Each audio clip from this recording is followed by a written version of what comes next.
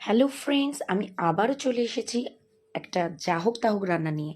হ্যাঁ হ্যাঁ, ঠিকই শুনেছো, যা হোক তা হোক রান্না। কারণ আমি সবসময় সব কিছু জোগাড় করে আগে থেকে ভেবেচিন্তে করি না।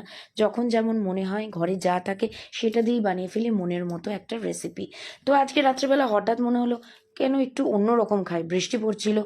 তো কি চটপটা খাওয়া যায়, তো ঘরে সসেজেস ছিল, তো সেটা দিয়ে আমি বানিয়ে ফেললাম এবং নামটাও নিজের মনের মতোই দিলাম, fried sausages with lemon butter fry.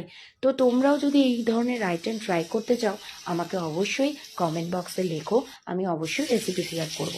তো খুব চটজলদি রান্নাটা হয়ে যায় এবং খুব টেস্টি লাগে। তোমরা এটা বাটার নান, রুটি কি রাইস যে কোনো কিছুর সাথে খেতে পারো।